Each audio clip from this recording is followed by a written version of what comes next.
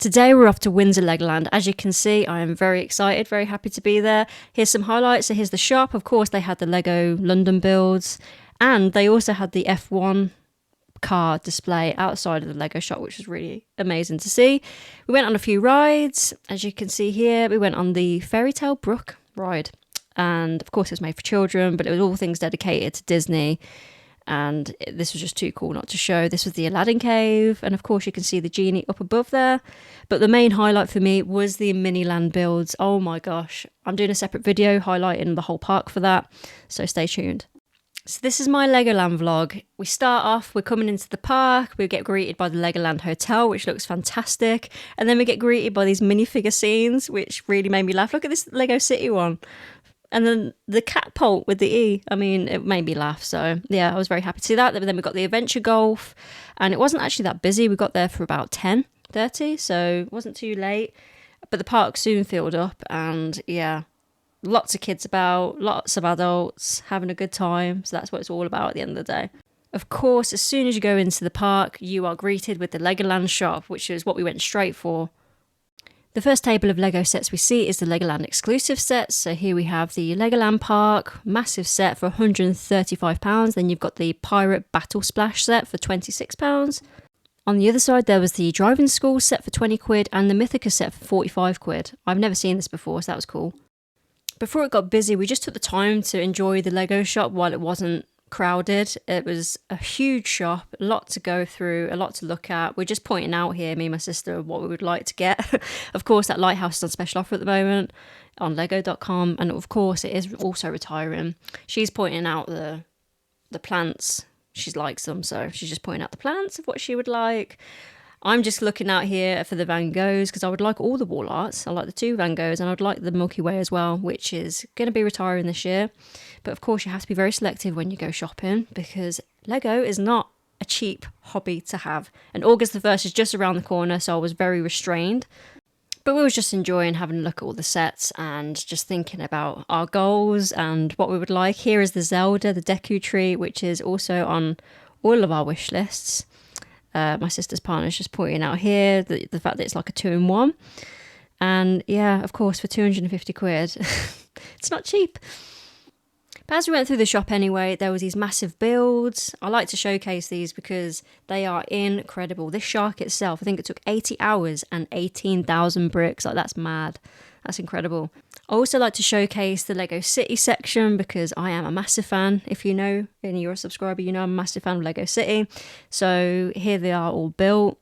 Of course, it's a great way to advertise for people to buy because they get to see what it looks like in person. But yeah, they had a few of these displays, which, you know, is fantastic. It gets people more engaged and more interested, which is great. And then, of course, we have the F1. To be honest, I don't know too much about the F1 because it's not my forte, but I can appreciate the builds. And as we came out of the Lego shop, there was these huge upscale minifigure builds and obviously dinosaur build. No wonder people love Legoland because this whole park was scattered with them. And they also had the supply llama from Fortnite build as well, which I thought was incredible. And here we have my sister having a great time being a big kid as she is. Loving life. But yeah, and then they had the signpost, which I thought was really interesting, showcasing how far Legolands were from Windsor. And then we come into Miniland, the best part of the park. In my opinion, I could have spent the whole day here because there was some incredible builds. Of course, it's dedicated to all different landmarks around the world. Here's London, for example. You can see the Canary Wharf, and yeah, my mind was blown out. I mean, it's even better in person. If you haven't been, please go. There's the Tower Bridge and also the London Eye. And it actually moves very slow, just like the London Eye. I only caught it because I was looking at it, but from a distance it looked like it was still. And then we have New York. If you want to pause, you can see on the plaque how long it took, what's featured, and how many bricks were involved in the builds. And then we have this little area of like a Lego City, because I didn't see anything that was dedicated to this area. It looked like it was just like a train, industrial harbour. I mean, I was just mesmerised by the trains just going past. You have little cargo trains. And then there was also a coal train, which is coming in a second. But yeah, I could just stand there all day just looking at it, to be honest. And as I'm doing a bigger video on Miniland, I just thought to quickly feature this castle. This is Caerphilly, if I'm pronouncing that properly. But this really caught my eye because I was reading the history, and it says that it was a leaning tower just like Pisa because of Oliver Cromwell, and he destroyed during the Civil War part of the foundation, so it's actually on a slant. And I didn't know that. And after Miniland, we actually went and brought a £16 cup, which was a refillable cup, and you could go to all these different stations throughout the park and refill every 10 minutes. It was such a hot day that we needed to stay hydrated, to be honest. But here it is. I just thought to showcase it, just to show and promote the fact that this is a very good deal in my eyes. And then we went on our first ride. I mean, it is a kid's ride, let's be honest, but it's the fairy tale book ride that just showcases all the incredible brick builds of these stories that we know and love, and obviously kids are just getting to know and love. So it was just a ride of appreciation and nostalgia. So that's why I'm featuring it. I mean, as you can see, it's really interactive, really cool.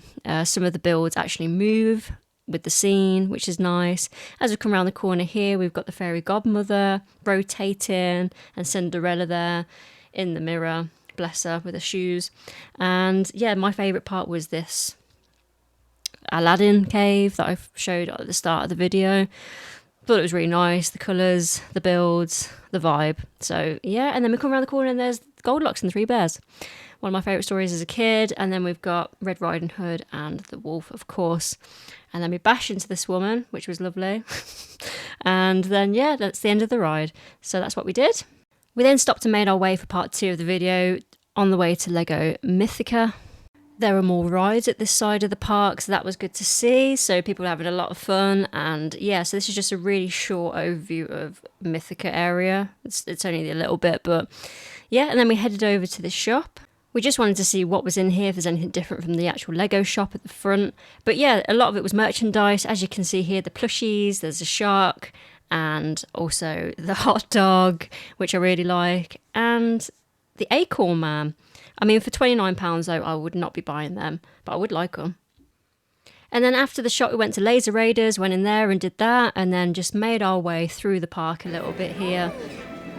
I love the Ninjago music, so I left it in.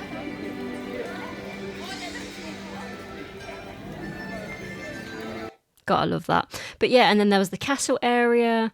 And yeah, it was just beautiful. It really was. It was nice. It was a lot of walking. And then we went over to the pirate area where we saw some really cool builds again. And then, of course, you know, my sister and her partner wanted to go on the ride. So they went on the pirate ride. I left it out because I am not one for rides anymore. But yeah, so that was really cool. So that was kind of like the end of our park adventures. We then went back to the Lego store just to go pick up a purchase. So here we are at the end, just before we got our coffee to go home. And then yeah, here I am at home. So this is what I picked up from the Lego store. Of course it had to happen because we're in London and it's only available in London stores.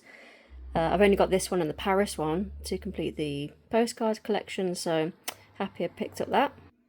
And then the park portal was on my list to get from the Lego store at Legoland, but I saw this deal on Vinted. This was £13 on Vinted, sealed.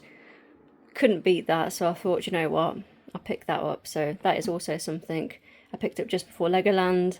But yes, these are the 2 sets I picked up because August the 1st is coming, as I said in the video, and there's a lot to buy on that day. But that's all today, folks, and I hope you enjoyed the video. I hope you like and subscribe to the channel. It really does help out. A lot more content to come. And yeah, see you on the next one.